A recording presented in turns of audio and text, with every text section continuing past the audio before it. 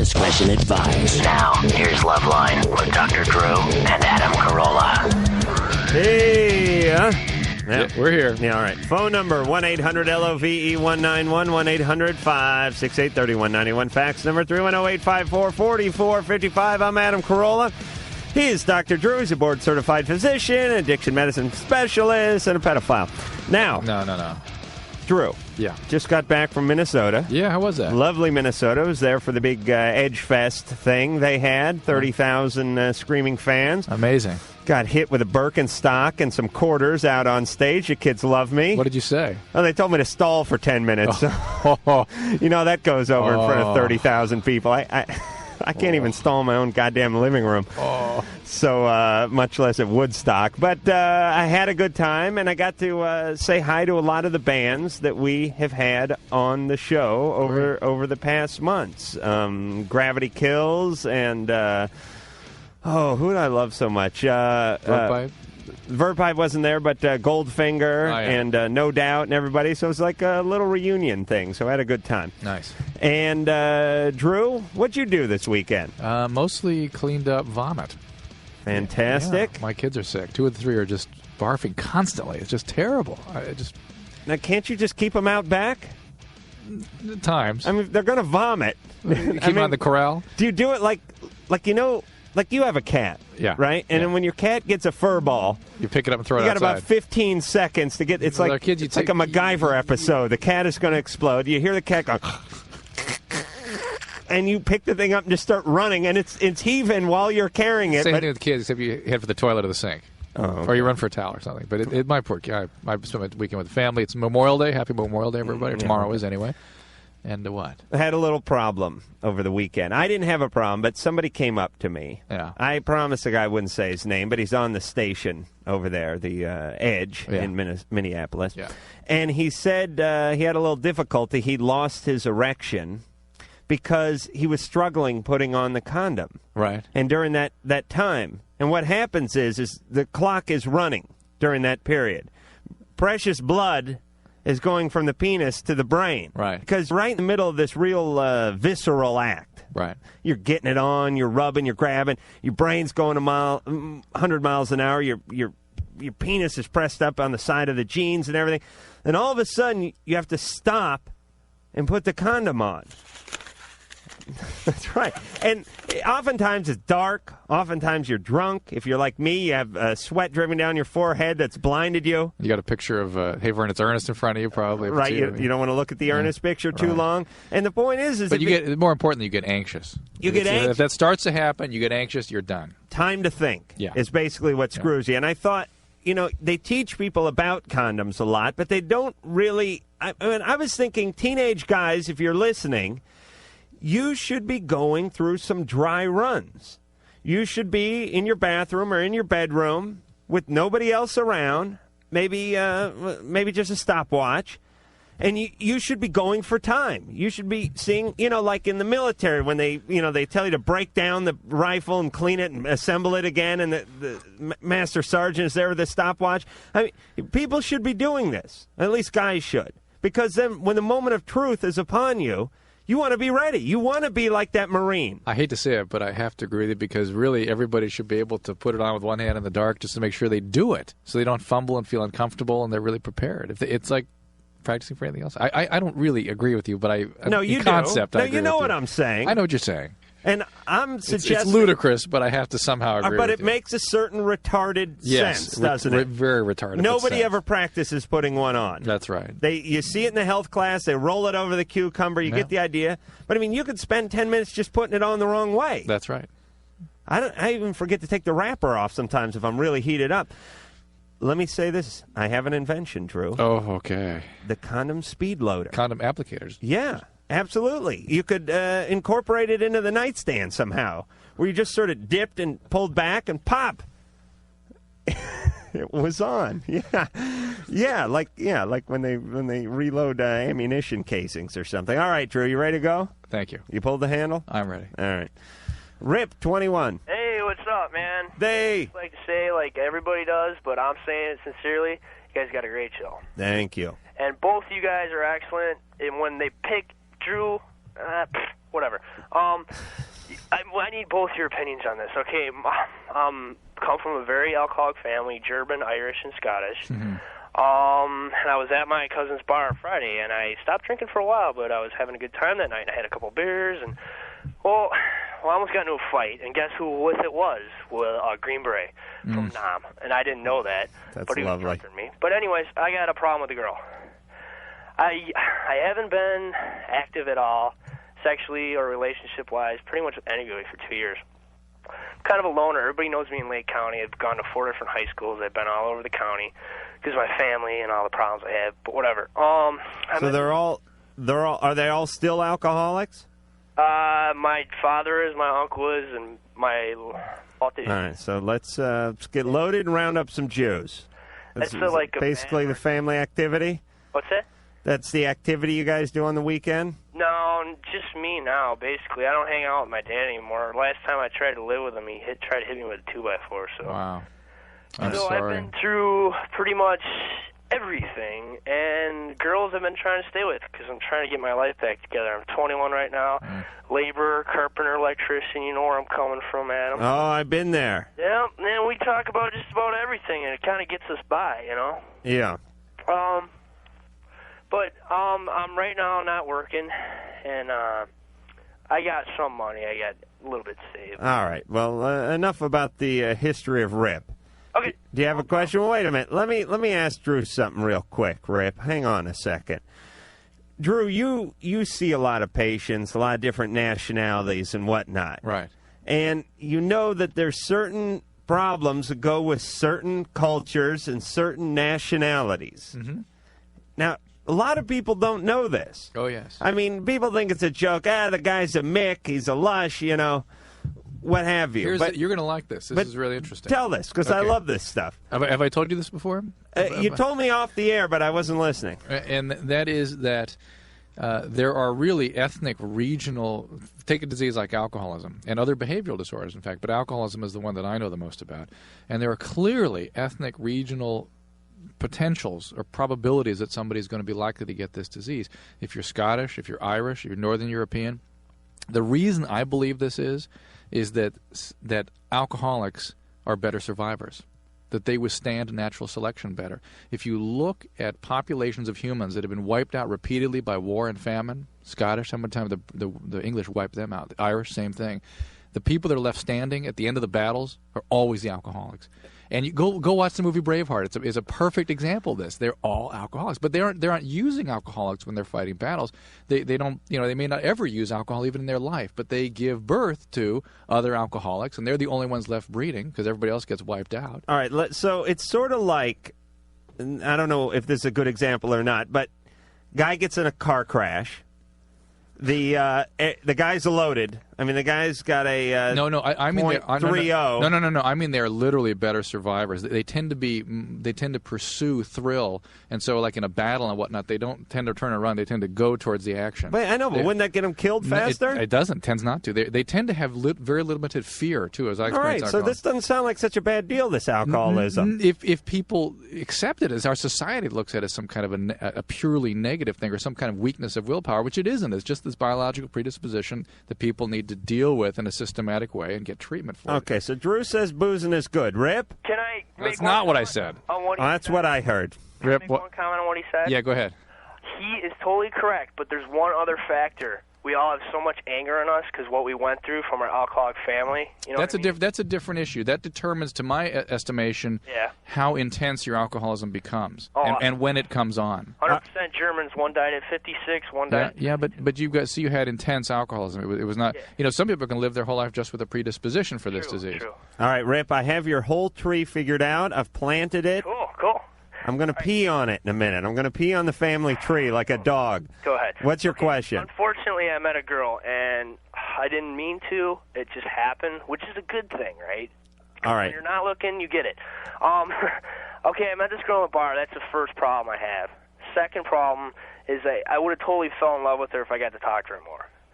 Third, she collapsed my walls of safety against, people, and I'm at the point in my life right now where I just got to deal with myself. All right. Are you having a relationship with her? No, I just met her, man, Friday. But you feel vulnerable and emotionally open around here. I actually talked to my mom, and I hate my mom about it. I talked to my mom about this, dude. I mean, you just chatted her up at the bar. No, it was more than that. She was holding stuff for me. She was, she's complimenting. Wait a minute. Holding a coaster or your penis? No. What was she holding? My checkbook and my necklaces, and because That's good. Why don't you give her a few fillings, too, while you're at it, Rip? I did. Okay, Rip, I think it's fine that you're being emotionally open with this person. I think, though, given your history, once somebody gets in with you on any kind of an intimate level, it's going to be very difficult for you to sustain. Tread lightly. Make sure it's somebody with whom you can have a stable relationship, and go slow. Megan, 14, you're on Loveline. Hi. Hey. I take birth control, and my mom says it's a low dose, but I was wondering if I can still get pregnant, because I don't know, what a low dose is. No. Low dose is usually referring to the estrogen content in the pill. Because I took a pregnancy test, and it turned up positive, but then I took 2 more, and they were negative. Okay. Were you taking the pill properly? Yeah, I was taking 1 a night. You took it at the same time every night? Yeah. And you weren't taking any other medications? No other medications. Then you shouldn't be pregnant. It'd be very unusual. Megan. Uh-huh. You're kind of young to be on birth control, aren't you? Well, it, regulates my periods, but still my periods they only last a day. Yeah, but you're using it for more than just period regulation. Yeah, right? I am. Right, which is good if you're going to be sexually active. Uh-huh. But I think what Adam is saying you feel comfortable being sexually active at 14? Yeah, I guess I do. That wouldn't be a bad slogan for the birth control people. It's not just for period regulation anymore. Megan, how were you 13 when you first had sex? No, I was 14. Okay. Yeah. So you waited until you were a little more seasoned. Yeah. Uh-huh. Are you still doing that now? Yeah, I am. Okay. You got a boyfriend? Yeah, I do. All right. Everything cool? Yeah. Can you hold on really quick? No. Okay. See ya. Bye. Hold on. Ryan, 16, you're on Loveline. Yeah, I got a little problem. I'm addicted to masturbation, and I don't know what to do about it. All right, well, let me be the judge of that. All right. When I come in the morning, I'm waking up 6:30, getting ready for school. After I brush the teeth, just sit down and just do it. All right. Hold on. Let me get your whacking schedule down, Ryan. Okay. I'll put it next to mine. Ryan, okay, 6:30, you squeeze one off. Yeah. Okay, then I go to school. All right. I get back about 2:30. 2:30. Yeah, about 2:45. I do it. All right, so oh, wait a minute, I wrote 2:30, I'm sorry. Yeah, 2:45, you do another one. Yeah. So we're only at 2. Yeah. You're well into the afternoon. Well, no, because I'm up until about 12 o'clock every night. All right, well, let's continue. Okay. 2:45, yes. And then maybe 5. Yeah, around 5 o'clock. 5 o'clock, all right. And then again around 9. Right. And then maybe another one about 11. Mm-hmm. So I'm doing it about 5 times a day, and I don't know what's wrong with me. 1, 2, 3. And I'm running out of porn mags here, too. Ryan. Yeah. Let me give you a piece of advice. Yeah. Don't give away any of those porn mags. It's already too late. Oh. I just kept one for myself. Oh, Ryan, you will miss them like that kid missed Old Yeller. Oh, really? Oh, believe me. I swear to God, it's the weirdest thing in the world. Drew, don't even try to identify. But you look at these magazines and you build... Ryan, this is your first girlfriend, this magazine. Yeah, I know. Right? I mean, this is like... When I look back on some of my high school sweethearts, they're underneath my bathroom sink. Yeah. And you build a relationship with these things. Yeah. For Christ's sake, I mean, I actually took a few with me. I did a theater, dancing once, ripped a page. And the thing is, though, but I'm doing it like my friends' houses. all right, well, hold on, Ryan. We'll get to that. Okay. I'm just warning you and anyone else listening, do not give these things away because you get burnt out on them. You go, feh, I never want to see it again. And you give it away, and then about 6 months later, you would kill for that, like a Joe DiMaggio baseball card or something. But the thing is I dish them out and I just go and pick up new ones. So I'm just going through a cycle. Yeah, but one day you're gonna reflect. You're gonna sit down and cry. You understand? But I moved up to movies too. How Okay, long good have you man. been doing this? I got lots of movies now. How long have you been doing this for, Ryan? 2 years. Wow. 2 years. So at 5, you're 5 times a day for 2 years. Yeah, about 5 Sounds times. like you're... I started off like one time. Sounds like you're escaping something to me. I don't know. What would you be escaping? I have no idea. That's the thing. Things are fine in your life otherwise? Yeah. Perfect. Yeah. No boredom, nothing, no void you're filling with this? No. You do your homework, you're active in school, you socialize well. I get good grades. You got a really close relationship with both your parents? Yeah. Well, Drew, there's people that never masturbate that don't have all the crap you were just talking about. Just seeing how he perceives things. Ryan. Yeah. So you peel them off at your friend's house, too? Yeah. Oh, that's respect. Everywhere. That's everywhere? Yeah. You just mark your little territory, don't you? Like in the corner of rooms and stuff. All right, Ryan. Well, here's what I would say to anybody who feels they have a problem with anything. Obviously, going cold jerky is not an option for you. Uh-huh. But what you do is you cut back a little. Yeah, I've been trying that. And you go, let's say you're doing 5 now. Yeah. You go back to like 3.5. Okay. How do I do half? Oh, so that's the magic. Okay, I'm going to quit now. No, there's no halves. That's it. There's only the have-nots. Okay. All right, Ryan, please go for 3 and call us back in a few weeks. And keep in mind that this kind of acting up is typically a response to some undealt with aggression or improperly dealt with aggression. Well, maybe he's mad at his penis. And he wants to beat it? He better go cold jerky. Dre, 24. How you doing? Good. No, I'm not doing so good. All right, we're going to fix you. Man, please. All right. I've been torn up by my old lady, man. She's sleeping with another man. She took my kid away from me, and are you married to her? No, we were getting close. Just because they have a few kids doesn't mean they need to get married. I just can't get that through my head Trey, that the kids come first. You'd rather have a rusty sprinkler key put up your bottom, wouldn't you, than have her sleep with another guy? Yes, sir. Oh, that's a certain kind of pain. The reason I figured this out was like about a month ago. You know, we used to do some nasty things, you know, and I started getting a stinchy smell. Oh, get lost. Really? No, come on. Really? And I started wondering, and I kept asking her, what's up? Nothing, you know. I said, are you sleeping with someone in front of my son? And she says, that's disgusting. And to me, that was a giveaway. You know, every time I tried to call, she would just, the phone was busy, and, you know. Well, if there was a smell, that means that there was an infection. So you got to. I'm telling you. I understand, but you got to get yourself checked out if that's the case. I don't feel good, man. Ray. I got thrown in jail and a restraining order put on me, and I can't see my kid, and she knows. She knows the truth, and she just did this all just to make me get out so she can get someone else in, man. I'm having a flashback. Yeah. Dre, listen, here's the important thing. Okay. Here's my advice to you and anyone else who's going through this. We're not going to be able to do anything about the pain. We're not going to be able to talk you out of it. We're not really going to be able to do anything about the weird feelings that come with this and the impulses that come with this. But all we can do, just listen, Dre. Yes, sir. Is we got to keep you out of trouble until the storm passes. I'm telling you. You got to batten down the hatches. You got to take all the valuables and breakables and put them in a sack and put them in the cellar.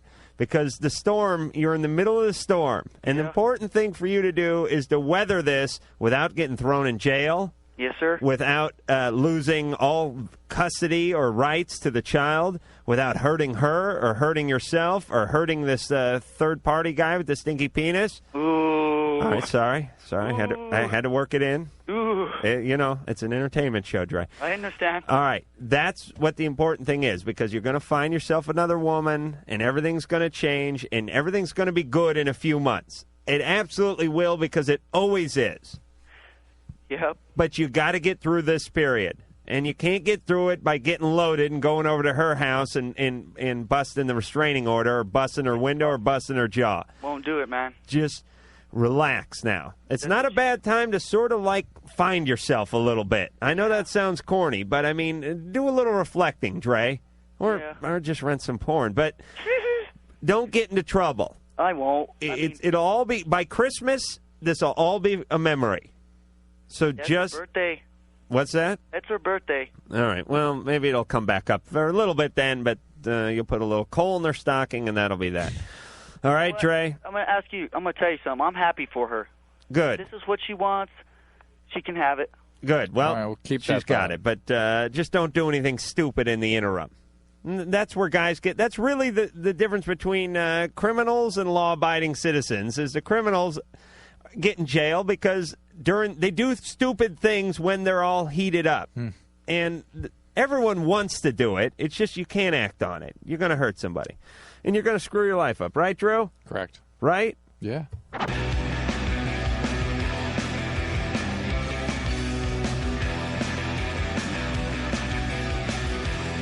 Hi, this is Heidi Fleiss, and you're listening to Loveline with Adam Carolla and Dr. Drew.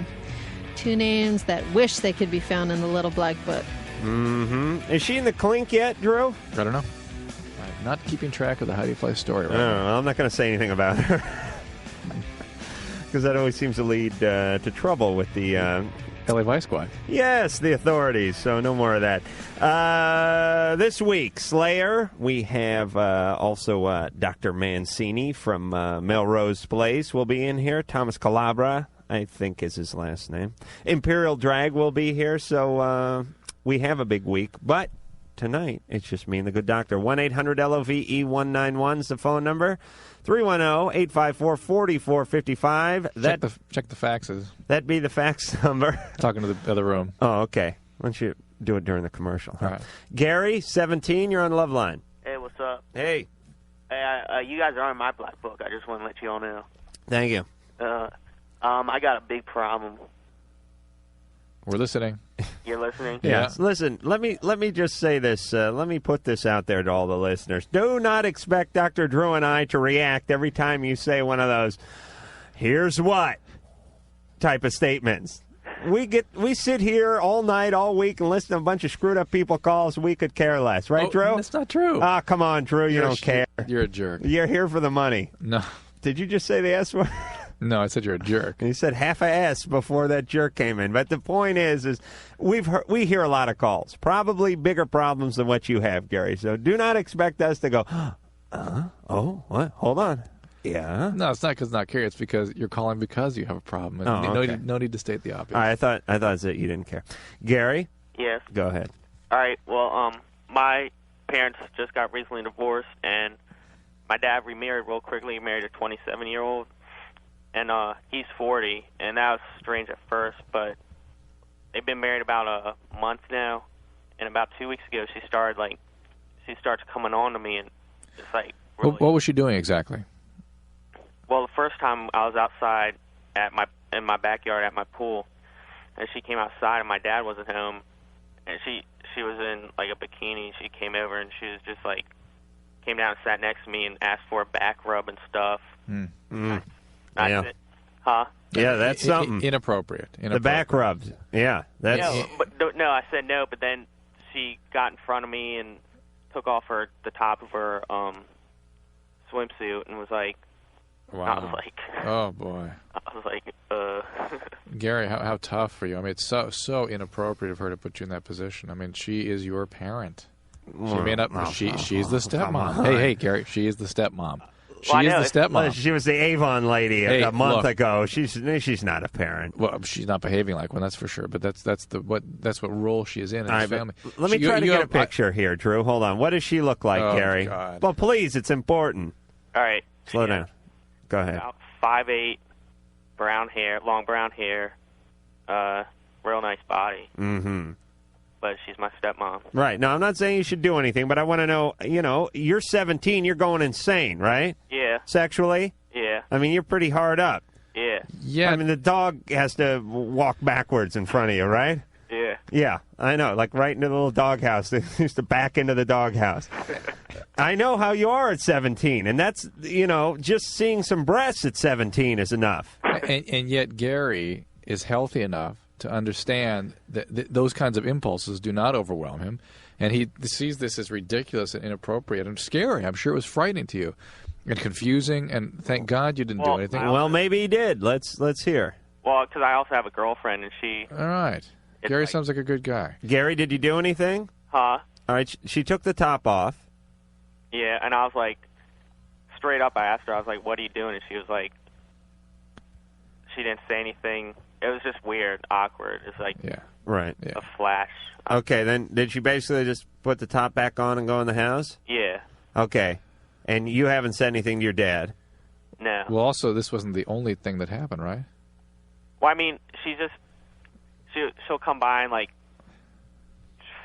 feel on my butt. And Yeah, stuff. Gary, you have two choices. You can never be around this woman alone, or you can tell your dad.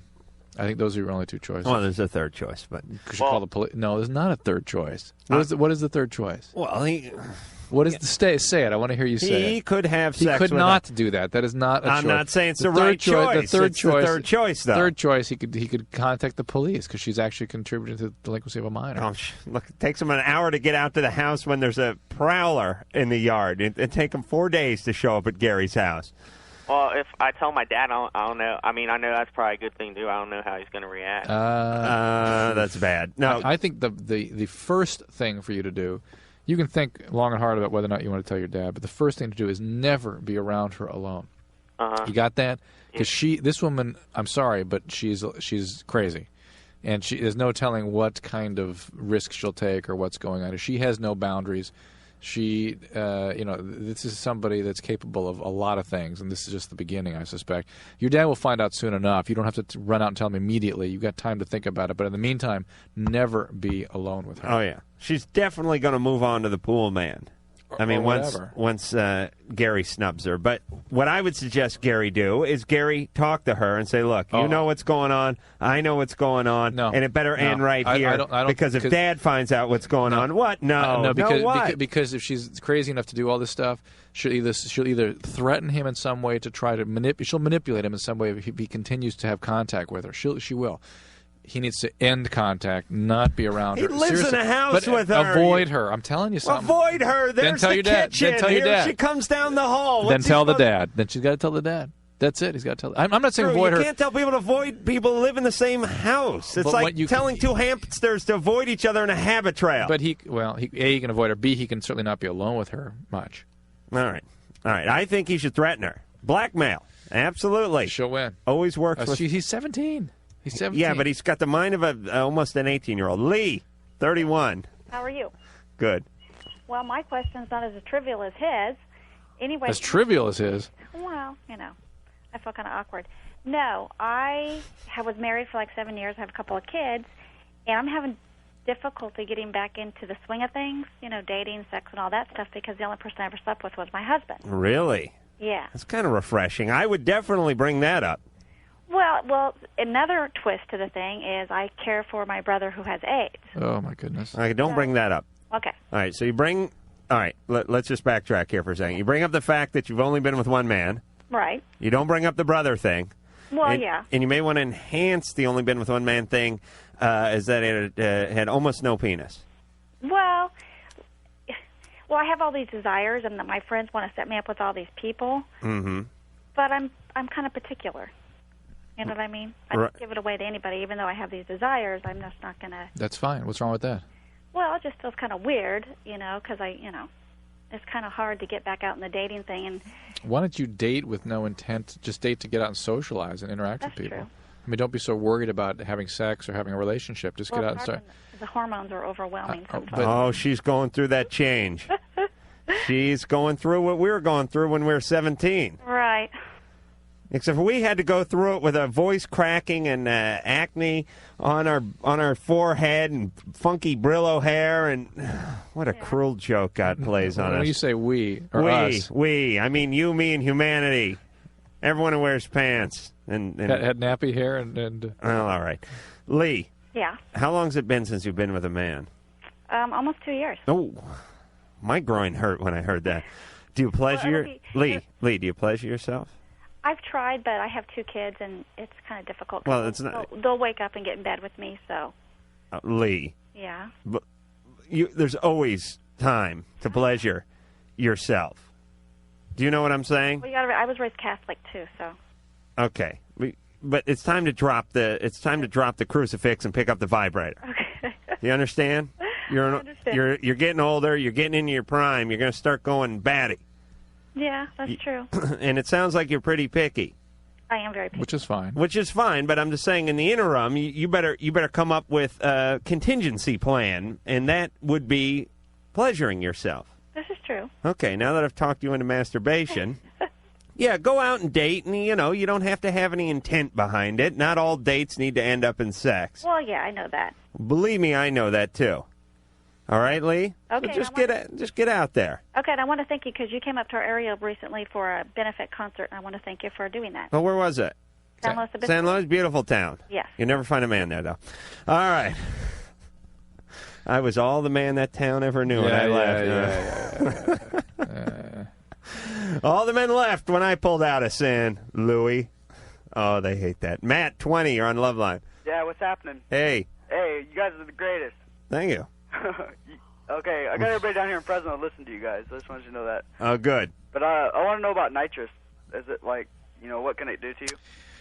Well, a lot of things. We just had a couple of kids blow up on the freeway here in Southern California here with that compound in their car. What? Yeah. What are you talking about? Didn't you hear about that? When was this? A car accident. It was last weekend. Maybe it was over the weekend while you were gone. But that's that's sort of a mechanical issue. It's more of the medical problem. Well, wait a minute. What's the story? I really don't know it. I just know that it was an explosion in the car and nitrous was involved. Well, they probably had a nitrous oxide tank on their car. No. It was abuse. They were getting high. Yeah. Okay. But there are the obvious risks of using the drug. There, again, sort of the kind of accidents associated with this drug that have been commonly reported. People doing it when they're swimming and drowning. People doing it in a closed automobile and losing all the oxygen in the car and slipping dying. in a puddle of your own saliva because your mouth is hung open. Guess what? And that's the other thing. You're receiving anesthesia in a rave or in a party administered by your friends. And for me, you could keep me on a cardiac monitor and have somebody trained to administer the anesthesia because anesthesia has risks. Well, you can afford it, but Matt can't go to a doctor to get high. Cut it out. You can have cardiac events. You can have rhythm problems. God knows you can fall down. You can have respiratory problems. There are more dreaded complications for people who use a lot of nitrous. You can get psychotic. You start seeing things and believing things are happening that are not. And you can get what's called ascending neuropathy, where you begin losing your motor function in your feet, and it moves all the way up your body to your neck. So it's like having a neck broken, you end up in a breathing machine. Matt? Yeah. You want to end up in an iron lung? No. Let me explain something, Matt, without at the risk of being insulting. Uh-huh. You already have a strike against you because your name is Matt. Oh, that's messed up, Adam. No, it's true. Guys named Matt are, they're Matt. Hey, it's Matt. It's never Emperor Matt or Chancellor Matt. It's not President Matt. Uh-huh. It's not CEO Matt. It's Matt. You see? You following me, Matt? Yeah. You don't need to be screwing with the brain. Now, if your name was Gerald, I'd say go out and try a little nitrous. Uh-huh. But Matt or Mike or Rick or Tom, you guys stay away from that stuff. Now, what about, Mike the engineer's looking at me. But you know I'm right. Come on, I work with these guys. I'll throw Steve in there, too, although that can go either way. Basically all one-syllable names? One-syllable names? Yeah. Stay off the hard stuff. You're already starting with a disability. But if it's like one nut Mike, then, One nut Mike's fine. You can probably do it then. Yeah, he's a genius over there. You're throwing some doubt into the two-syllable names. His real name may be Matthew. Yeah, but that doesn't matter. It's whatever anyone calls you. And parents who name their kids Matthew, rest assured, they're going to turn into Matt one day. I have a friend who named his son Michael. And I realized the guy's Mike. He'll now be Mike. A beautiful name, though. I enjoy it. Here is the phone number, 1-800-LOVE-191, 1-800-568-3191. Fax number, 310-854-4455. I'm Adam Carolla. He is Dr. Drew. He's the one with the triplets that vomit. Are they nude while they vomit, by the way? You'd rather they were if they're not. Paulina got stuff all over 2 sets of clothing. Yeah. Oh, yeah. It was lovely. You have no idea what it's like to have sick kids. It makes you absolutely. Some Paulina. Yeah, I've had naked girls run around my apartment vomiting before. It makes you nuts. I mean, it's just terrible. Drew? Yeah. Did you have a chance to check into that killer sperm video that I yelled found at you? it, and I'm going to bring it to you. I wanted to watch it myself. That's huge. Look, you found it. Hey, you look, found it. We gave it to you 3 days ago. Would you go down to some vault? In my house, the kids command the television and the video machine. It's just hell to try to wrestle it away from them. Believe me. You should have never brought it home. We could have watched it right here. Yeah, that's right. That's right. Because I don't want to drop the ball on this. All right, I want to know about the killer I know where it is. sperm. I'll bring it in. No problem. I'll set it up tonight. All right. What do? Put it in front of the door? I put it in my car keys. Oh, really? Or I put it in my car. Oh, you're crafty. See, I just wedge it in my ass if I want to bring something with me. Nick, 14, you're on Loveline. Yeah, I have a question for Dr. Drew. Yes, Nick. But first, I'd like to say you guys rock, and Mike, you do a great job. Thanks, Nick. Boy, it's all kudos are they tonight. coaching in there in the room or something? Yeah, I think they must be giving away T-shirts or something. The phone screeners. Did the screeners tell you to say that? Oh no, actually, this is my third time calling in. Wow. All right, Nick. What do you need? Okay, can I say something before I ask you the question? Yes. Okay, you know the weenie roast? Yes. Well, anyway, on Y107, I flipped the station on accident. They're giving away weenie roast tickets. Really? They suck so hard they want to give away K-Rock stuff. All right, so for everyone else listening who doesn't know what we're talking about, the Weenie Roast is the local mother station here, big summer concert thing that I was at the equivalent of in Minneapolis last weekend. So anyway, go ahead, Nick. Yeah, okay, anyway, some of my friends and I are sitting in class, and just I'll be sitting next to Jason or something, and then we'll have to get up or something. You know Jason, don't you, Adam? Yeah, I call him Jay, but go ahead. Okay, anyway. Yeah, I'm just sitting there, and all of a sudden I get a Woody, right? Mm-hmm. And what if I'm called to get up? I have to make up a lame excuse. Oh, no, I have to get something out of my book bag. And I have to take a while for it to go down. You know, I wonder if, say, 8th, 7th, 8th, 9th grade teachers are actually factor that in. Are they sensitive to that? You know, I mean, they should be, really, honestly. Yeah, I know. No, I mean, if a guy goes, yeah, I can't get, they should just go, okay, all right, okay. Are you saying like hold on, Nick? You mean like in shop class when they have those dorky little illustrations about some guy getting his head caught in a bench vise or something? They should also have a little safety one like no wood is good or something, or some poor kid in a pair of sweatpants with an erection writing on the chalkboard. I do. I have the same teacher for math and science, and with her I can joke around something. And sometimes I'll make a joke when I don't, so I can cover up when I do. Oh, I got a Woody, can't stand up or something. Right. No, but is there anything I can take or anything I can? No. It's normal, natural. Everybody gets to deal with that. That's really embarrassing. I just saltpeter. No, okay. I think there's saltpeter in cigarettes, Nick. If you started Oh. smoking. Yeah, what? yeah. Well, I'm addressing the problem Come on, here, stop. Drew. Nick, he's not even kidding about that. I mean, that's beyond not even funny. But seriously, what about heroin? That certainly would make you dysfunctional. Guys, I can be sitting next to my friend Ann or something, and then all of a sudden she'll say, "Hey, Nick, come here," or just all of a sudden, or Jenny will ask me to help her with a math problem or something. Nick, there's many different scenarios in which your penis is a problem. We understand that very clearly. All right? And this is something that happens. And it certainly does not happen when you're older. It doesn't, does it, Drew? It's a shame, isn't it? It really is, because there's something wonderful and spontaneous about that. It's really one of life's simplest pleasures. And it's great. It's like someone delivering a fruit basket to your home one afternoon. You had no idea. You're just sitting there, teachers droning on about the Civil War, and all of a sudden there's like a little knock at the door. There's a little knock at the denim door. Hello? Oh, who's there? Oh, Well, look who's here. Mr. Penis from out of town. Wow, yeah, you look great. Look at you. Oh, yeah. You're all tan. You look great. Yeah, big purple hat. Stop. Come on. But you don't get it anymore. Here, let me tell you. Now you spend your life looking at your penis going, Mach schnell, let's go. Come on now. Come on, let's go. In the car. All right, Drew, you ready to move on? Yes, please. You don't get that. Yeah. Although if you ride on the bus for a while, you'll get it, because that sort of constant. Rebecca? Yeah. 14? Yeah, hello. All right. Hi, I have this problem. One of my boobs is a size C and one of them's an A. and I feel like really weird about it because I haven't told anybody yet, and I like want to tell my mom because I want her to help me, but I don't want her to like see my boobs or anything.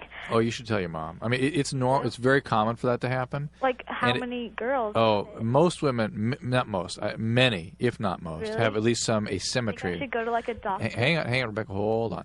That there's frequently some asymmetry that persists. One side bigger than the other, shaped differently, that kind of thing.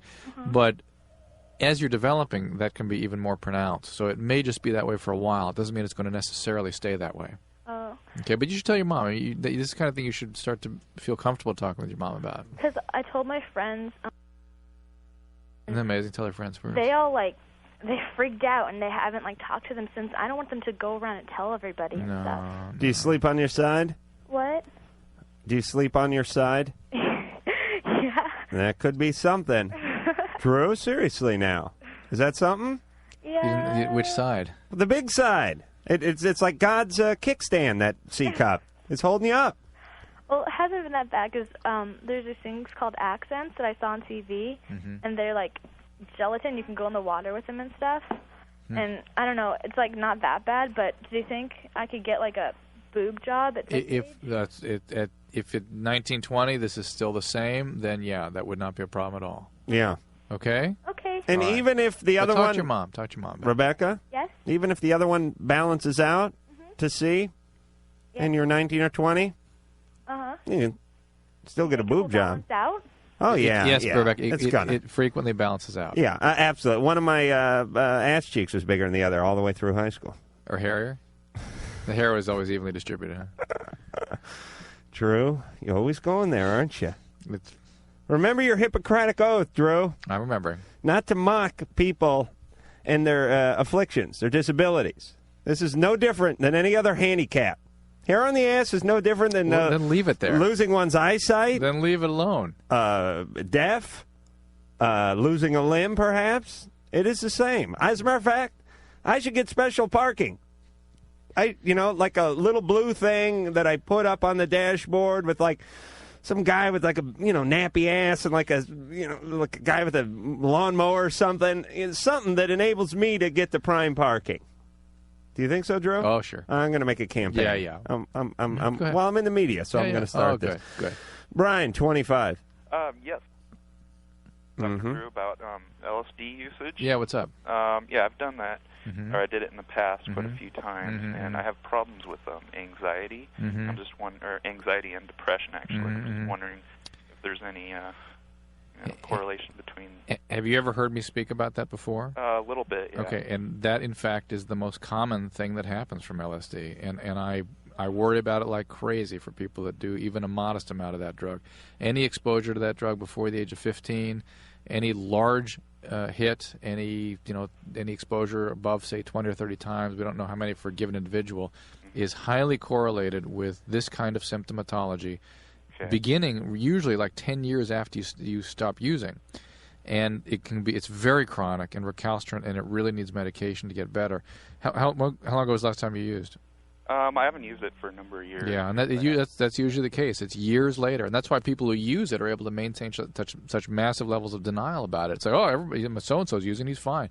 Well, guess what? You're using when you're 17, but when you're 30, all of a sudden this hits. Right. And it's recalcitrant, it's biological, and it's the other thing that it's correlated with is seeing trailers. Do you still see trailers after fast moving objects? Yeah, I've had a problem with that. Yeah, and those are the people that typically get this. So you're a classic case. And you got to see a psychiatrist and get medication well, for that. Actually, I have been already. Good. What kind of medication? Well, it's usually a lot of medication. Yeah. Well, but usually Prozac isn't quite enough for this. Really? Are you getting better? Yeah, All right. actually Good. been better. Good. This is the second time it's happened. Well, it's highly correlated with LSD. I've seen it over and over and over again. That's why I beat on my chest about this all the time. But on a better note, on a more happy note, you can be whacked out and never do LSD, right? Of course. You could need Prozac. Of course. Okay. But I wouldn't call myself whacked out. Right. No, I understand. He has a biological problem. Not Paul. That's why he's asking, is this something I did to myself, because it seems so out of context for him. This thing just happened to him, right? Right. And he's just having all these symptoms, anxiety, depression. It doesn't All correlate right, with but is it going to go on for Brian's whole life? It can. Oh, why do you say that, Because Drew? it can. Because I spoon-feed you these because things. the fact is it can be treated, though, and as long as he stays in treatment and is watched carefully, it can be treated quite effectively. All right, but I believe in the power of the mind, not necessarily Brian's feeble mind, Or but reality. the mind in general. You don't want to hear reality, do you? You just don't want me no, to. You believe, absolutely not. Yeah, right. I believe that if I say, Drew, but this stuff goes away with a little warm water after about a day, and you went, oh, absolutely, Brian would be cured. It's not. I wish it were that way. I'd say stuff like that all day long in my practice. Brian? Yeah? Good luck. Okay. Drew, what about this concept I just came up with? We flush people like a radiator. You know what I mean? Hasn't technology gotten far enough along to do this? Aren't you people working on anything over there in the lab? No flush. Where you just hook somebody up to something. I mean, everything comes out. I'm talking about, Cheetos from 1969. I'm talking about the carbon monoxide you sucked up when you fell asleep in the back of Zorbac's frickin' trailer all the way out to Yosemite and almost died. Oh, really? Oh, yeah. Oh. I didn't tell you about that? Yeah, I'd like to hear more. I'll tell you when we get back.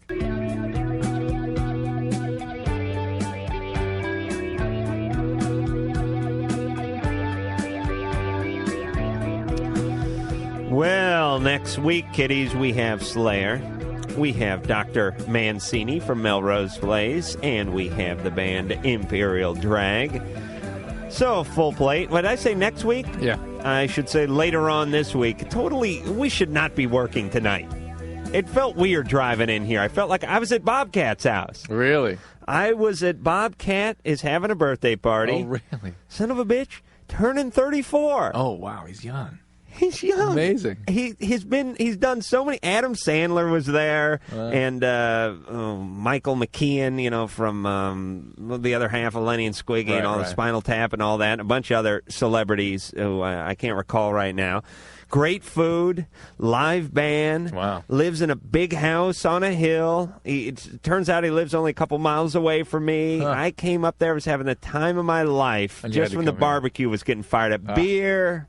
People were in the pool. I mean, it was just an awesome outdoor party with no expense spared, and I had to pick up and leave. So I stole something on the way out, just to kind of cushion the blow a little bit. But we shouldn't be working. By all rights, I should be at that party, getting loaded and talking to Lenny. You can go back. All right. And we'll have more Loveline in a second. Phone number for Loveline, 1-800-LOVE-191, 1-800-568-3191. Fax number, 310-854-4455. I'm Adam Carolla. He's Dr. Jersey Board Certified Physician, Diction Medicines, Bed Related. And what were you telling me?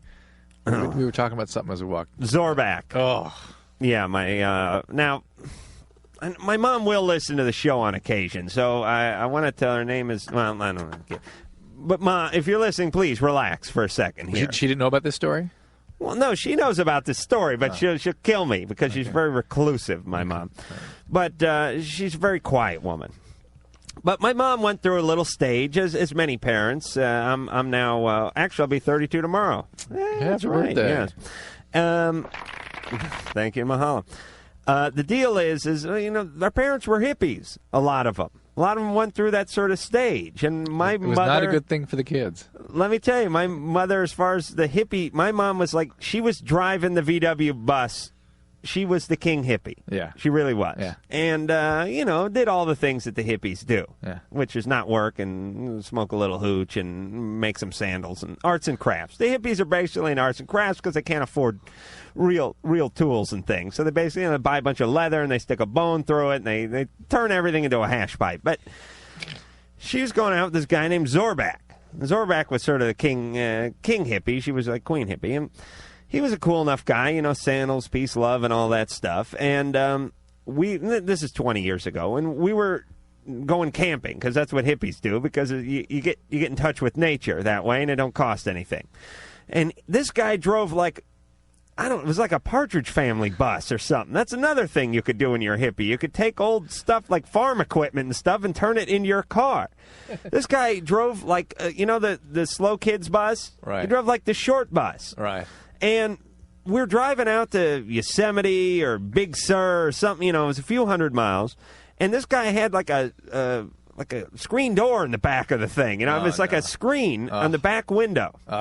And there's like a little bed there. Oh, my God. And I fell asleep.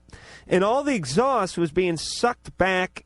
Over like it's like when you drive your car, if you open the hatch, if you have a hatchback, you'll smell the exhaust coming through the back. Well, it's that way all the way out to Yosemite. But luckily, right before Yosemite, we stopped. I fell asleep. I must have been asleep for maybe an hour and a half or two, sucking up all this carbon monoxide. This is how, was it Bjorn Borg died? Huh?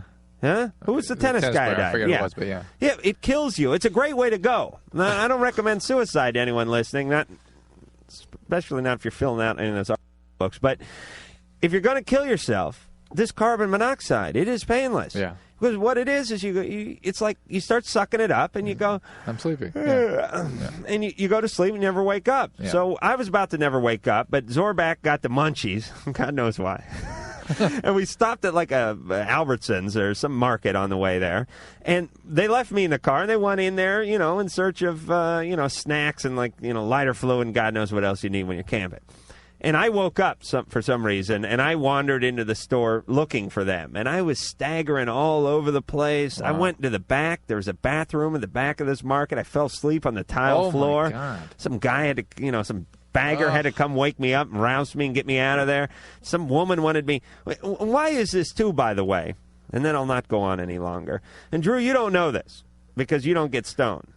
But if you've been stoned, when you get stoned, somehow people know you're stoned, and they come up to you and ask you to do weird crap that they never asked you to do before. And I can't figure out if it's because you're stoned or they know it's you're stoned and they're coming up to you. Or you just, you know what I mean? Right. But all of a sudden you run into, like, your gym coach, and they'll start asking you weird questions. All weird stuff happens. So I was out of it, and this woman came up to me, and she asked me if I could open a package for her. Oh.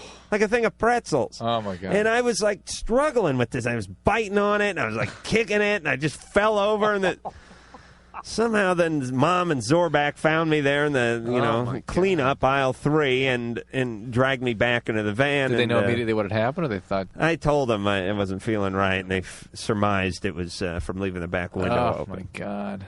Now, Drew, could I be hurt? You could have Lord been. knows what I did to my brain cells back then. Yeah, it could have been. Is it permanent? It's not likely to be, but it could have been. Not likely to have been, but it could have been. Okay, thanks for committing to that, Drew. Teresa, 20, you're on Loveline. Hi. Hey. I had a problem that I just wanted to talk about. Just see if you can help me out. Let me know, like, what can I do? Okay. Okay, this is what's going on.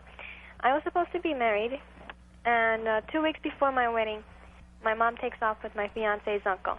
Ugh. Okay? Was your mom married? Yeah, she was married to my dad for 2 years, 5 children, and she took off on top of my dad and me. Wow. And after she came back, for like about a month later, my dad accepted her back. When she walks into the front door, her first words were to me. She said, "I jumped your claim, didn't I?" Oh, my God. And now my friends and family think that I should just forgive her, put everything in the past. Oh, my God. And forget about it. But how can you? I find it really hard You to can't. do something like that. That's ridiculous. It didn't happen to It's them. what, Drew? Ridiculous. Thank you. Huh? How long were they out of town together? About a month. Oh, my really? God. Teresa, that's ridiculous. That's horrible that people would make you suppress your feelings like that. I mean, you have feelings that are viable, understandable in response to a pretty heavy hit here. Certainly for Dad.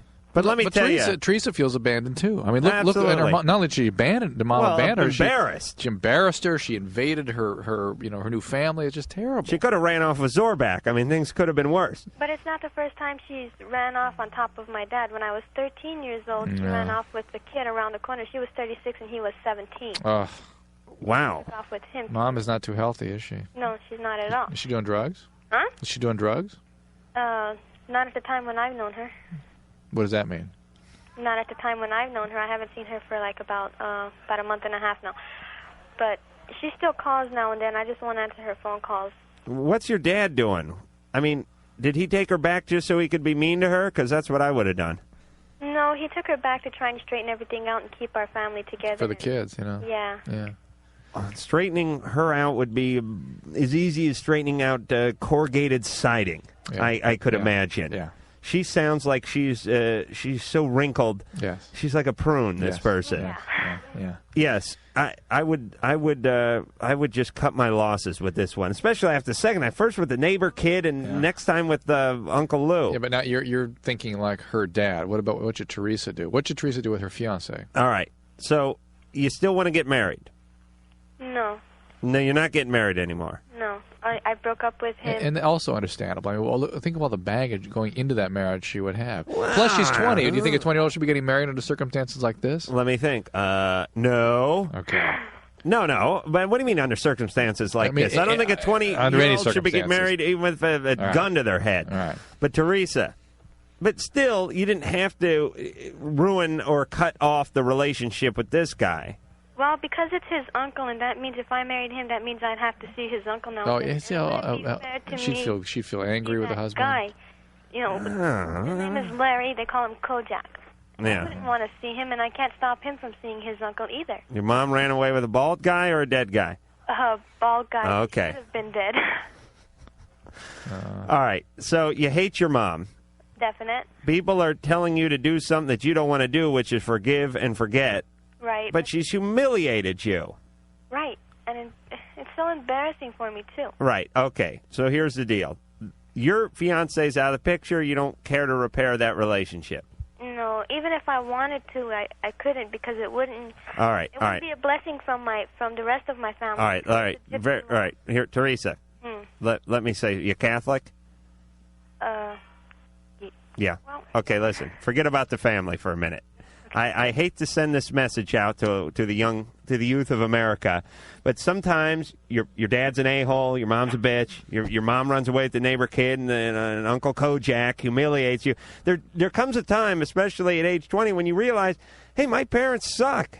I mean, it's sad, but it's true, and you cannot go on living your life waiting for their blessing, or worried about why mom won't forgive you or why you won't forgive your mom. I mean, it's sad, but there is a time when you need to sort of cut your losses. Your mom is not a stable person. Your mom is not a mature person. She's not a thoughtful person. She's definitely a selfish person, and she screwed you, and you're pissed off. Either.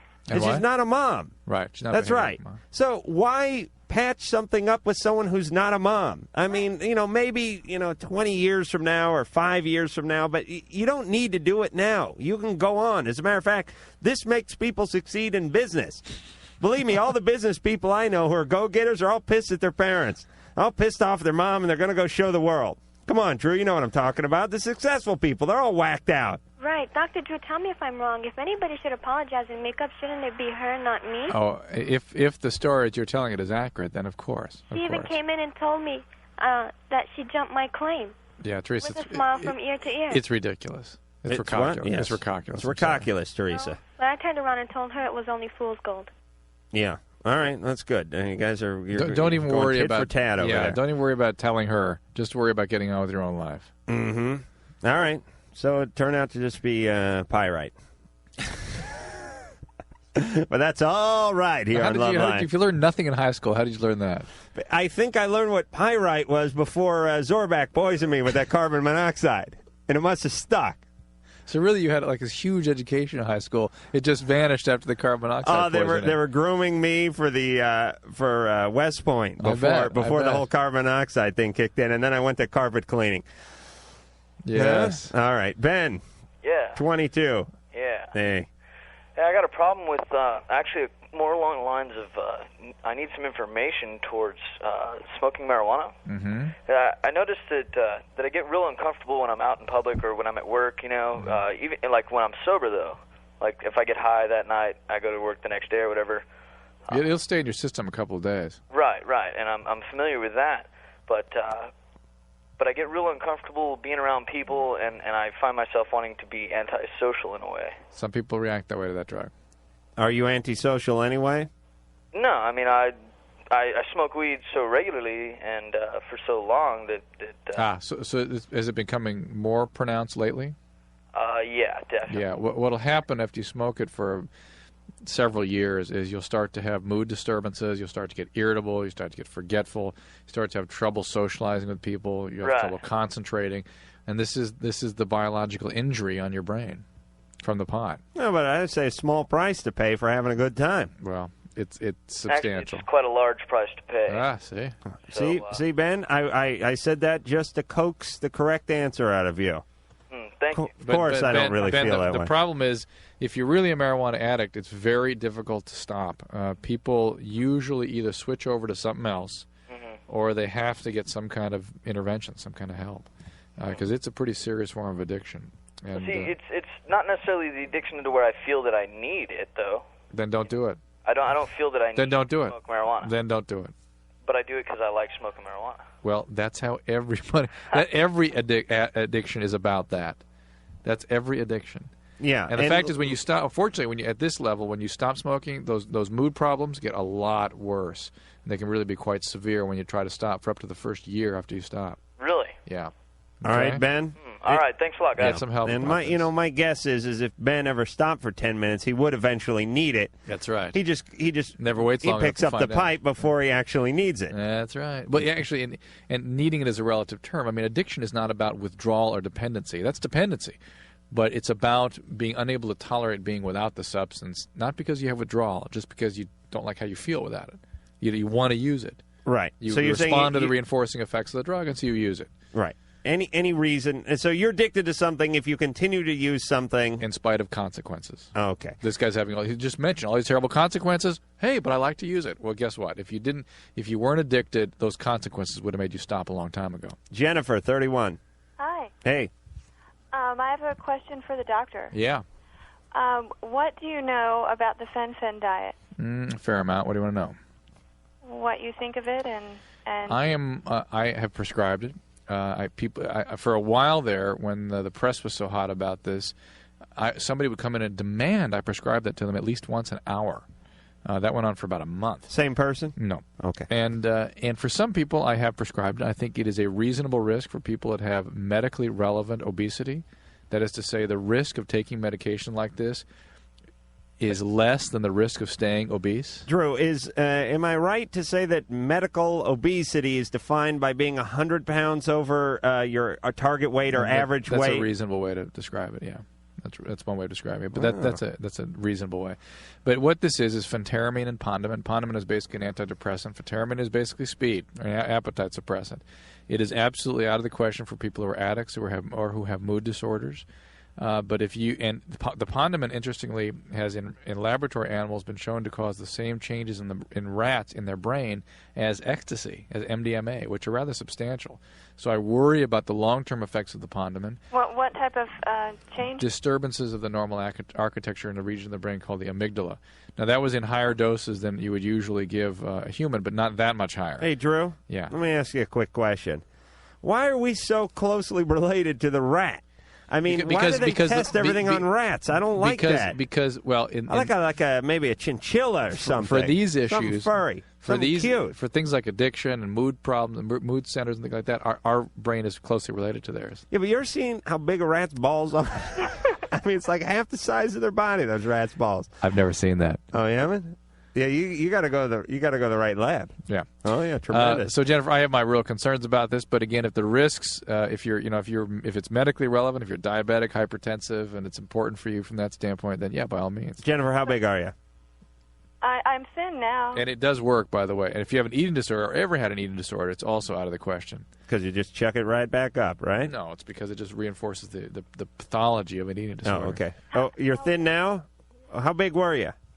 Only about 8 pounds more than I am. Then forget the fen-phen diet, okay? Please, Jennifer. Don't even think about it. No, I mean it made me feel very much in control and happy with my size. So yeah, the doctor coming in there 8 pounds overweight and asking for fen-phen probably gave you a couple of razzles. Yeah. Anyway, I mean, do you ever give people placebo stuff and tell them, oh yeah, you can't? It's against the law. It is? Yep. Well, that's a crappy law. It is a crappy law. Because you could save some money. You could really pocket a lot of money because you wouldn't have to cut the drug companies in. Number two, the drug companies, you don't get cut in with drug companies. Well, what about all the free golf and going to Hawaii and all that crap? I know the booty. I know the game, Drew. Adam, I spend an hour a day on average with drug reps in order to get free medications to give my patients. Right. And How much of that hour are they blowing you? Be honest. 0. Angel. Hello? Do you enjoy doing this to me? You're You really do, don't you? 20. It's the best part of your day. You're 20. You're on Loveline. You know what it is? Because this TV show thing we're doing is coming up in a few months. I'm just getting it all out of my system, all the good stuff, all the fun stuff. Can I say one thing real quick? Yeah. I did have pet rats, and you're right about their testicles. Tremendous scrotum on those rats. They're like as big as their heads, though. It's so obnoxious. Yeah, say, tell me there's a God. God would create a creature with his nuts, his front side as big as his backside. He has to drag around essentially a flesh anvil all over the cage. And let me tell you, a rat has a very active lifestyle. No need for balls that size. I know. It's weird. Yeah, okay. Okay. Angel. Yes. I was kind of kidding. You sound like you're getting pretty serious about the rat scrotum thing. So, all right, take it easy, please. Get outside more. All right. All right. Okay. My problem. You ready? Yes. Okay, my problem is that I date guys, and the thing is that 2 things happen. I will either end up sleeping with them and immediately after not liking them at all. Like, they will say something like, I really care about you. And I'm like, oh, God, get away. Or I just lose, I don't want to be friends at all then. I just don't like people after I sleep with them, and I don't know why. You don't bring the rat ball thing up, right?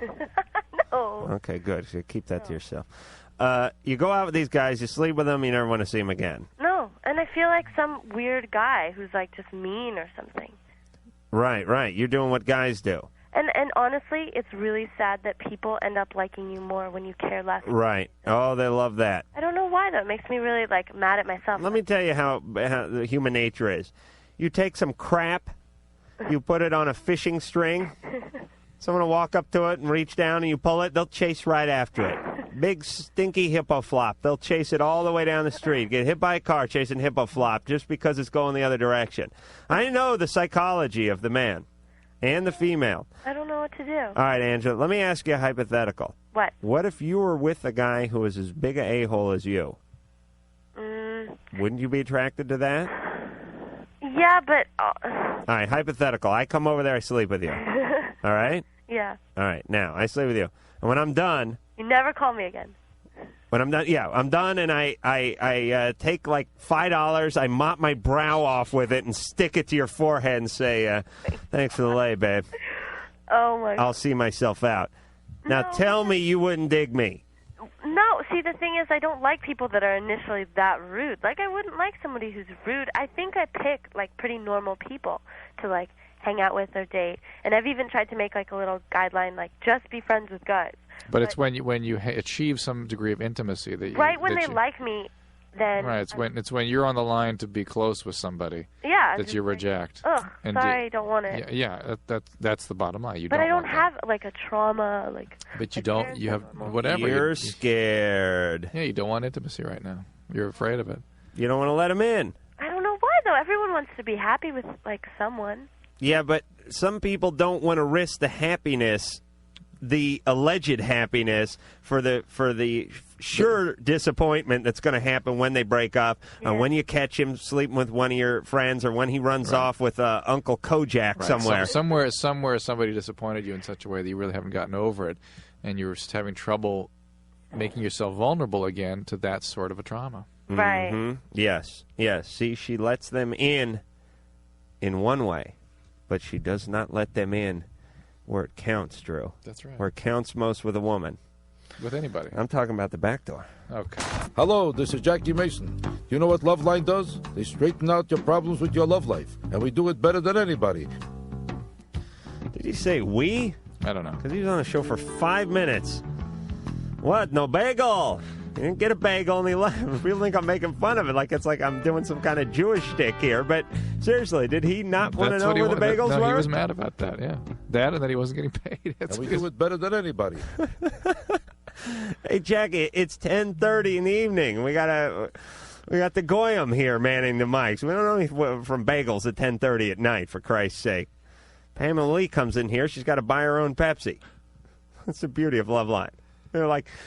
It's like Tony Bennett comes in and goes, could I get a Coke? And Ann's like, yeah, the vending machine up the hall. That's right. Nick gets pissed off when he wants change. Phone number 1-800-LOVE-191, 1-800-568-3191. Fax number 310-854-4455. I'm Adam Carolla. He's Dr. Drew. And this is Molly. Molly, you're 15. You're on Loveline. Hi.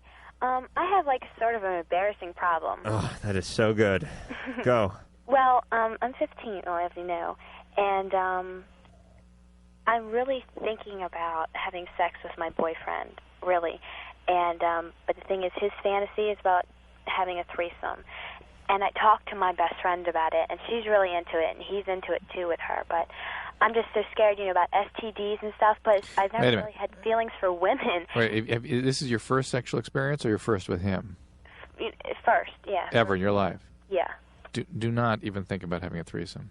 Really? Don't even consider it. Right. Your concerns about STDs are justified, of course, but that is only one of many reasons that you should not be doing this. For crying out loud, are you even clear that you want to be sexually active with this guy at all? Yes, we've been together. Why? Because I love him so much. All right. I know where Drew's concerns lie, but by the way. You see where Molly is? Where's Molly at emotionally? Madam. I don't know. What city are you calling from, Molly? Pasadena. She's in Pasadena. What state is she in? Where's she calling? Maryland. She's Pasadena, Maryland. Wow. We're not hillbillies out here. Okay. Pasadena. We think you say Pasadena. We think you're calling from California, where the Rose Bowl is. Sorry. All right. Now listen, Molly. Her state of mind is she wants to please. No, right. Because why? What does she think about her boyfriend? Because she thinks they'll be together forever. And what? They'll get married. What? Yeah. That's what she thinks. Yuri Molly Geller over here. What the hell? That's do I know what she's thinking. Molly, is that what you're thinking about your boyfriend? Yeah. Okay. Because we're really serious about Molly, guess what? What? That is very. Oh, no. Yes, Drew's high horse out of the barn. Get that pen for me, Drew. She has told you what she's thinking. What's he thinking? He really. No, Molly. Adam's going to tell you what he's thinking. Okay. He wants to have a threesome with his 15-year-old girlfriend he hasn't had sex with. She wants to marry him. He's thinking. He wants to marry me too. I mean, we've talked about having. Oh, okay, Adam. Okay. He's thinking, I got to put my penis somewhere in a hurry before my head explodes. I don't care where it is. I have to stash my penis. The cops or the feds are at the door. Stash the penis. Well, Wait, don't flush it down the toilet, you idiot. Well, what do I do with my friend who's already, into him too, and he's like...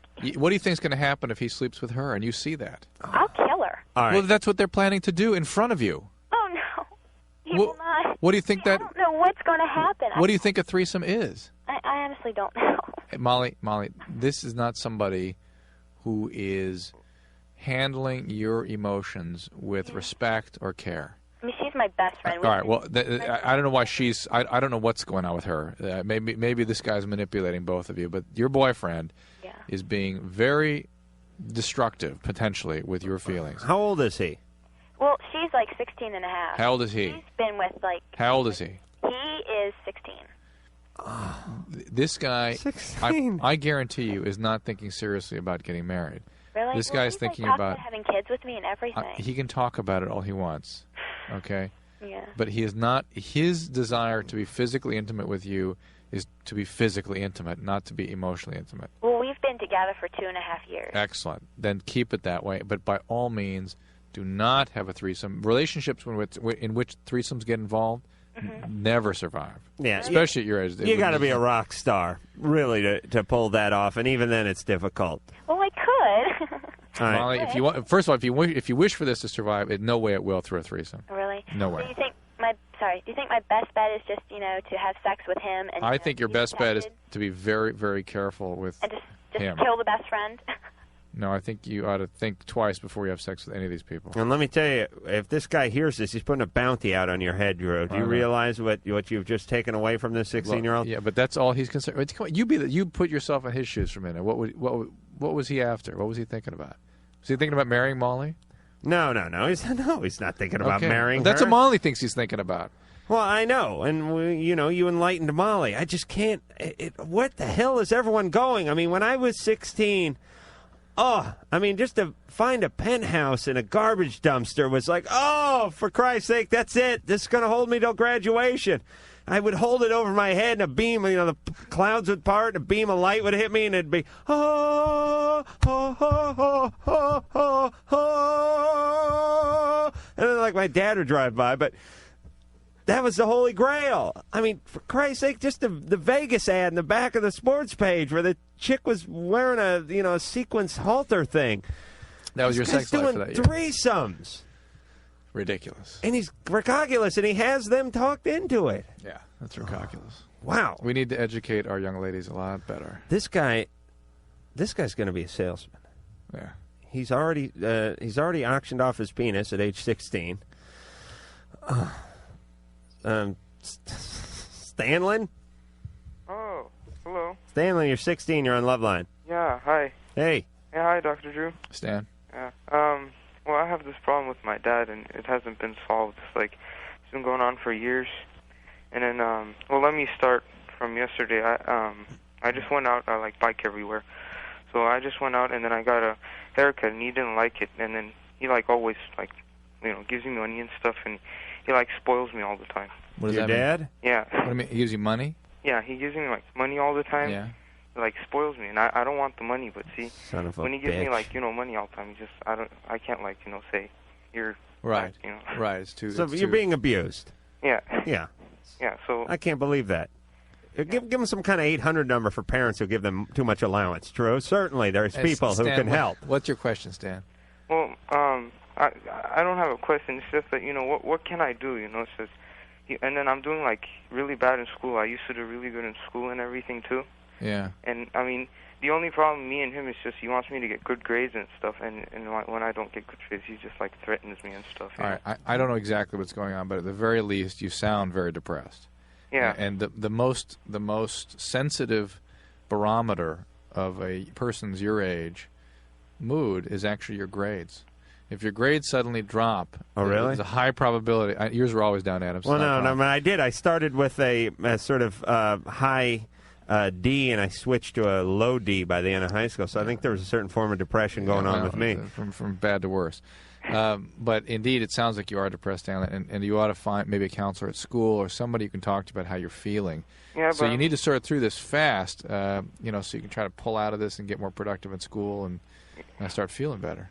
Yeah, I mean, it happened yesterday because we just moved into this country 2.5 years ago. Right, and that's a stress by itself. I mean, I see a lot of kids.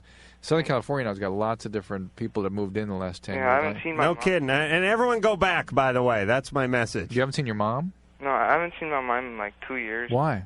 Because he lives in Europe, and then I can't go back, because. I'm going back this summer. Of course you're depressed. I mean, your parents are separated, your mother's in another country, you're a new culture. All right, let me solve Stanley's problem instead of just warm over his life like you've been doing, Drew. Yeah, but I mean, he Stanley, relax. Okay. Do you have friends? Yeah. You do? Yeah. How many? Actually, I have a lot of friends. I just You do? Yeah, I have them. I That's change good. my personality when I come home. All right, shift. All right, here's the deal.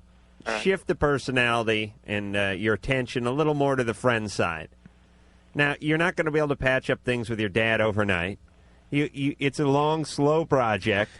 You can start on it, but right now you have to find comfort where comfort is, and that's probably with your friends. And maybe not friends, plural, but even if you can find one friend who you can particularly get some support from, that would be very, very useful to you at this point in time.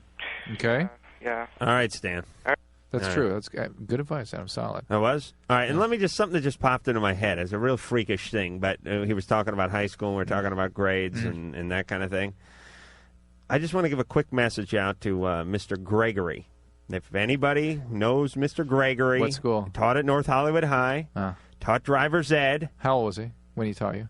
50s? He was 87. Yeah. No, he was in his late 40s probably. He's still around. Late it's only 60s. it's been about 12, 13 years.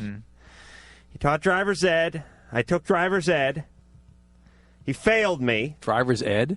I failed driver's ed. I didn't know there was such a thing. Because Mr. Gregory decided on his own that he wanted a 20-page report at the end of the class. Oh. Otherwise, he would fail anyone who did not do this 20-page report. I sat there. I took every damn quiz. I filled out all the godforsaken Scantron sheets. I handed everything in. I showed up every day. But I couldn't do the 20-page report because I can't read right. I can't write. I can't read. I didn't have a typewriter. My parents didn't give a rat's ass. And I never turned it in. I mean, 20-page report was monumental to me at 17 or 16. Today, I'd have to quit the show and take a sabbatical for 6 months and do 20 pages of work. But then, impossible. Yeah. And but I thought somehow in the Mercier, somewhere, he's going to pass me because all I needed was a frickin' D for this goddamn driver's ed thing. And he did not bat an eye. He just failed me. So, Mr. Gregory, if you're still alive, and I hope you're not, but if you are, this is Adam Carolla telling you to kiss my ass. Kiss it, old bag, making $25K a year and driving a frickin' Yugo to work, not getting any sex. Look at me, I'm having a life of Riley, Mr. Gregory. Thank God you failed me, old... Yeah, I'm not going to say.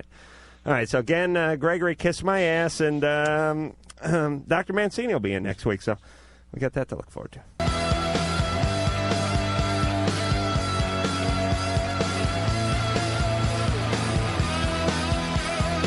1-800-LOVE-191.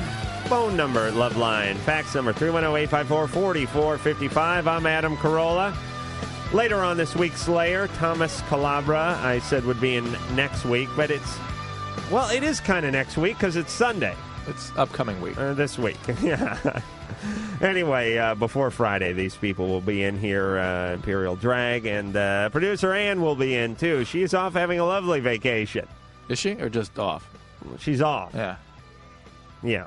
All right. So that's why producer Ann hasn't been chiming in, saying, huh? I wasn't listening. And if the show's suffered, it's because producer Ann has not been here, and I'm sure you could all... You miss her, in her fact. And I miss looking through the glass and seeing that stonewalled grouper face she'd give me whenever I went off on a tangent. It was like, you go to the aquarium, you see the grouper? Yeah, that's her. That's it. But she's angular and she's beautiful because she's probably listening. Okay, KJ, 16, you're on Loveline. Yeah, I wanted to know, like, what's testicular cancer? I want to know, like, what's some information on it, What information do you want? I mean, It's definitely in the nuts. Huh? Oh, yeah. Oh, yeah. Don't listen to the radio. Turn the radio off. Yes, KJ. Yeah, I wanted to know. Go turn the radio off right now. We'll wait. All right. Because all KJ could hear is him saying, on a 5-second delay. So it just sounded like, Oh, okay. I need to know, what to look for when I do that testicular examination thing. Look for a pebble or a rock in your testicle. It's very hard when it's testicular In it cancer. or near it? In it. Inside. No, near Not it, in the skin. Inside. Near it just means you're camping, right? Inside. Okay. Okay, up inside. KJ. Yeah. You got gravel in the sack? I thought I did, but... Uh-huh. What's going on? You're supposed to have 2 balls in there. Yeah, but I thought I felt like a third one, like about... That could have been your penis. Well, third, was it smooth and round? Yeah, Okay. it felt just like a testicle itself. It was like... All right, there's a lot of things that could be. You might just be feeling the sort of cap that sits on top of the testicle called the epididymis. You might be feeling a cyst, which is like a fluid-filled sac. There's spermatoseals and hydroseals and things you can get there. You could be feeling a hernia, so you ought to just have your doctor check it out. But if it's rock-like, if it feels like a pebble or a stone, then that's cancer. Okay? Okay. All right. You okay, KJ? Yeah. All right. Now, let me tell you, a guy gets around fine with one nut. Absolutely. Look at the One Nut Wonder, Engineer Mike. He's been cut off from his mouth. Yeah, he's been cut off from both of them. He moves like a gazelle, though. Yeah, he does. And he comes into work, and his nuts show up about 10 minutes later. They both work fine. I test them out regularly. But he's cut off from them. He's disconnected from them. It's been separated. Yeah. He got like a restraining order from his sperm. The penis is very dysfunctional. Oh, jeez. God, that's been enhanced electronically in some way. No, that's what you sound like, Drew. Ryan, 13. Hi, what's up? Hey, what's up? The show is the bomb. Thank you. You're the bomb, Ryan. All right, thanks. All right. I'm having a problem because, I was listening to Loveline one time, and my mom walked in, and, it was about masturbation or something, and she didn't like what she was hearing. And I just was wondering if there's, any way I can convince her that it's cool. All right. Let me... listen to it. Is she there? Yeah. All right. Let me talk to her. Okay. She might get kind of upset. That's all right. I'll straighten her out. What's her name? Rebecca. Rebecca? Yeah. How old is Rebecca? She's 41. Okay. Okay, hold on. Where are you calling from? We'll figure out what part of the country this is. Hello. Rebecca. Uh-huh. Hi, you're on Loveline. Okay. Rebecca. Uh-huh.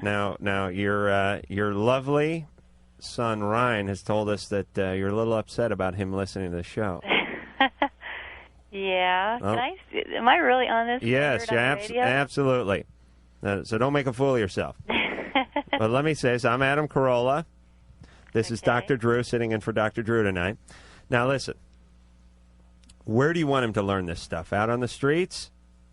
Behind some dumpster? In some back alley? With some guy named Stu?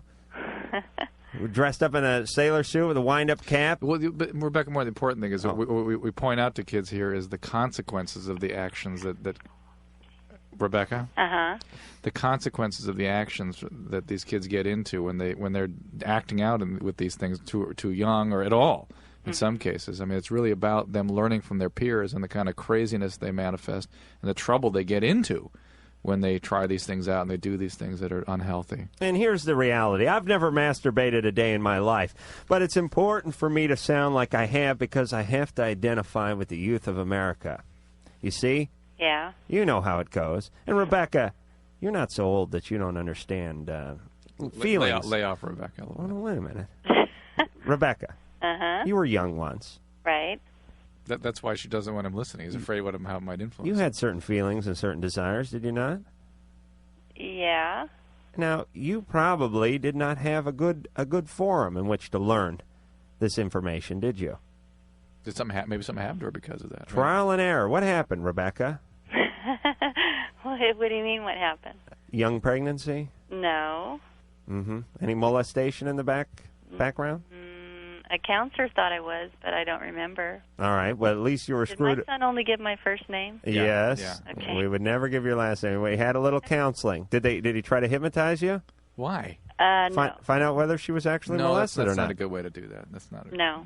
But the point is, I mean, it's natural enough that's not a good way to do that, Adam. Why not? You're giving me the puss now because that's artifactual. You can get information that's not necessarily accurate. So you find out they skippered the Pinto too at the same time. Look, it still doesn't mean it didn't happen. But the fact is, it's understandable then that she'd have even more anxiety about him being exposed to this kind of stuff if she was traumatized when she was younger. All right. Yeah. All right. But Rebecca. Uh-huh.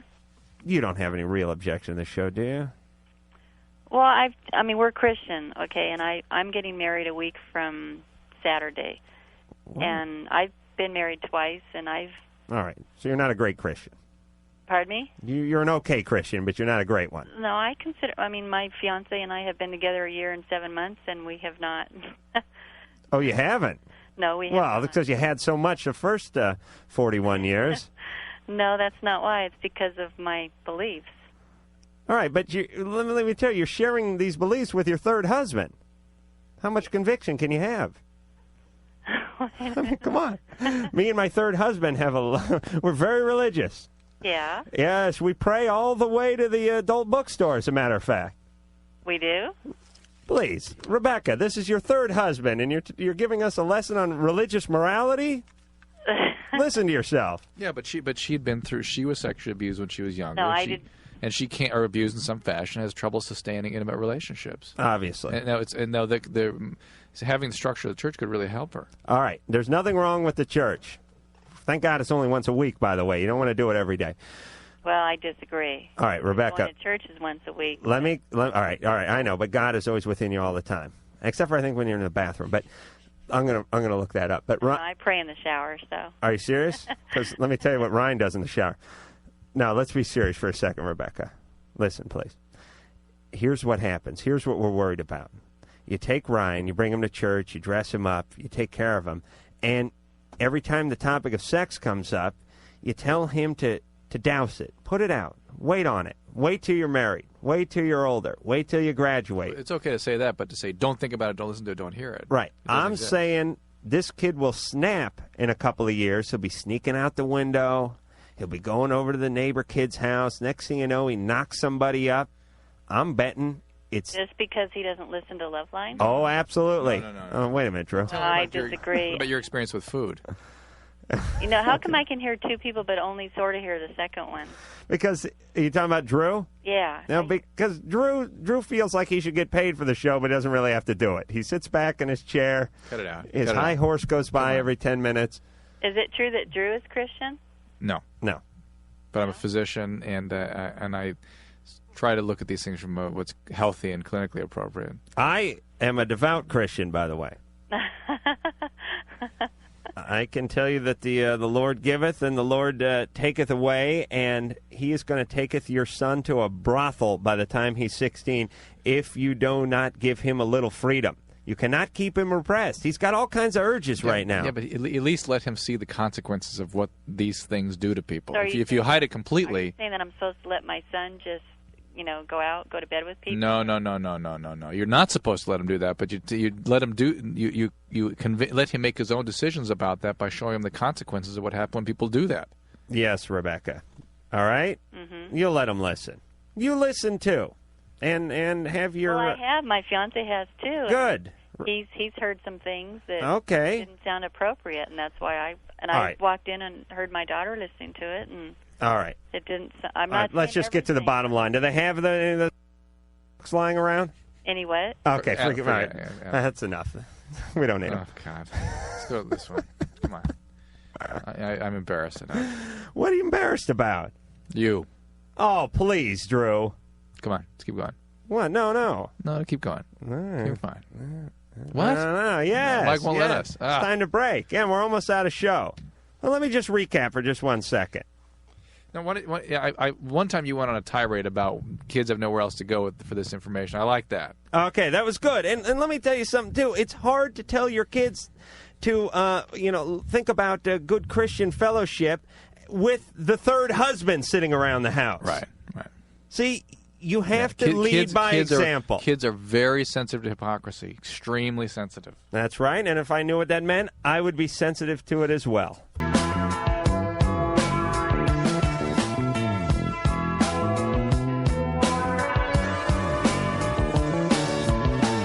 Not going to give the phone number out. Not going to give the fax number out. Only have time for one more call, and that would be Lakeisha. Hi. Lakeisha McEvil. Baby, where you been all night? Ba-dum-bum, ba-dum-bum, ba-dum-bum. Your hair's all messed up, babe. The clothes you're wearing just don't fit you right. Lakeisha?